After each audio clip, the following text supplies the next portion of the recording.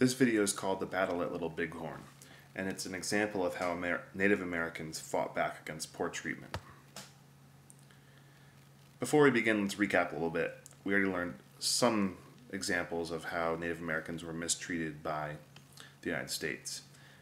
This particular example is happening in the late 1800s. So by the mid to late 1800s, Native Americans really had no reason to trust the United States. You already saw that in the Trail of Tears.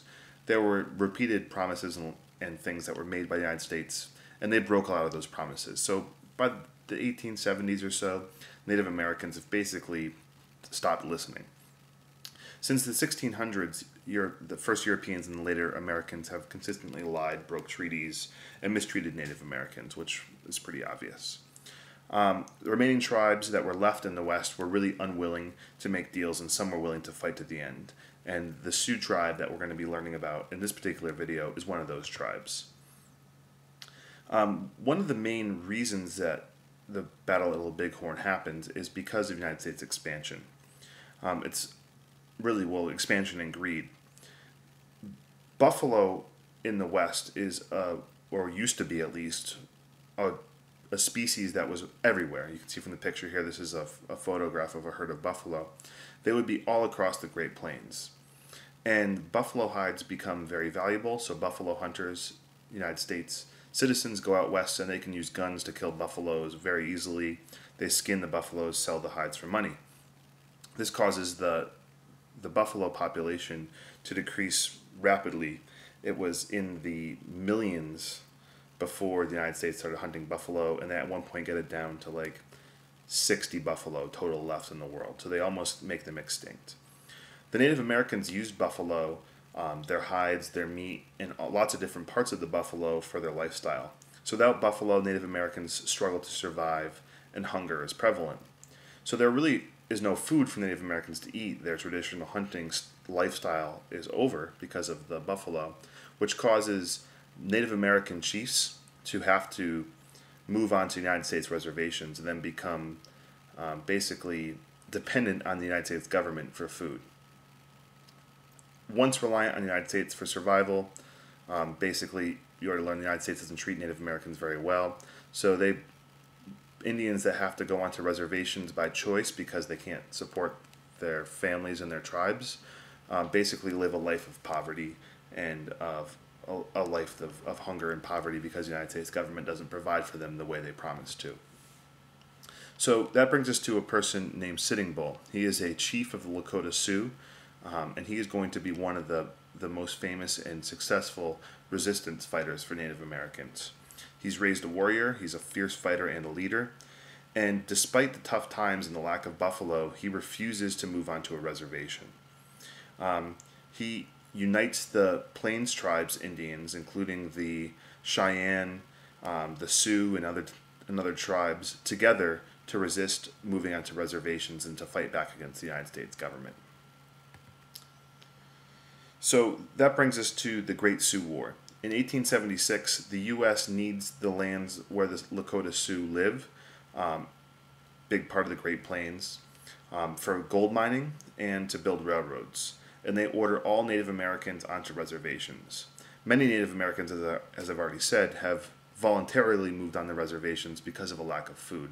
But some Native American tribes, including the Lakota Sioux and Sitting Bull, have refused to accept that fate for themselves.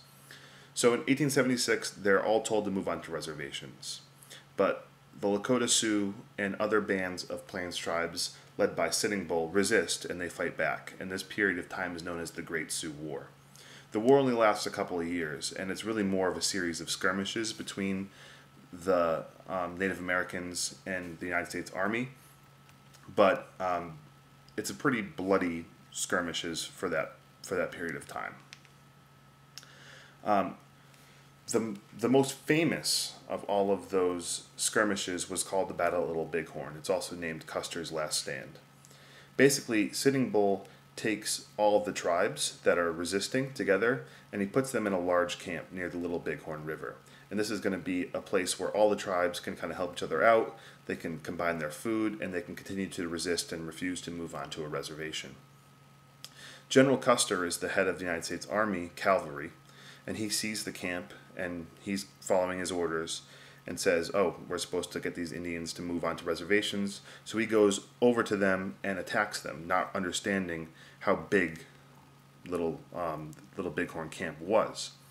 So Custer underestimates his enemy, didn't know that Sitting Bull had so many warriors, and basically General Custer is annihilated. His entire cavalry unit, which was a very famous cavalry unit, is just obliterated by Sitting Bull's troops. Now, Sitting Bull didn't even fight in the battle, but his troops, there were so many of them there that the United States Army's cavalry unit is completely wiped off the map.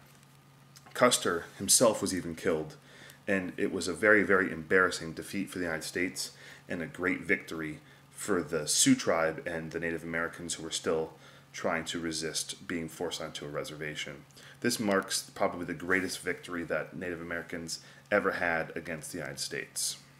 Unfortunately, however, it wasn't enough. It was one victory, and it was a great victory for Sitting Bull and the Lakota Sioux, but after Custer's defeat, the U.S., well, they send more military after them, and Sitting Bull and the other tribes are forced to flee into Canada to continue resisting, and they basically will refuse to move onto a reservation. But up in Canada, they run into a lot of the same problems. There's no food, it's cold, and after trying to hold out as long as they possibly can, they're eventually forced to move back into the United States, and they surrender to the United States. Sitting Bull is then put on a reservation, and actually, sadly, at the end of his life, he becomes an attraction at a Wild West show. So not only is he made to move onto a reservation, he's basically humiliated by becoming an attraction for people to go pay and look at. Some Sioux, however, do continue to resist and do so for another 10 or so years. There's small little groups of Sioux that even after Sitting Bull's defeat don't give up, but they're eventually massacred at a battle called Wounded Knee in 1890, and that is the end of Plains Indians living freely on the plains. By 1890, all of the Plains Indians are moved onto reservations. So in conclusion, the Battle of Little Bighorn was one of the greatest victories for Native American resistance against the United States, and Sitting Bull and the Lakota Sioux are an example of how Native Americans tried to fight back and fight for treatment and preserve their own way of life. Unfortunately for the Sioux and for most Native American tribes, though they had various victories, the Sioux had the Battle of Little Bighorn, which was a great victory, but overall there was very little success for Native Americans fighting back against the United States government, and by the early 1900s, pretty much all the Native Americans are moved onto reservations, and there's very few Native American tribes that are living a traditional lifestyle. Once on reservations, Native Americans continued to be victims of mistreatment and racism, and they are discriminated against, and many still live in poverty to this day. If you go out west and look at Native American reservations, there's still a lot of poverty because of the treatment during the 1800s.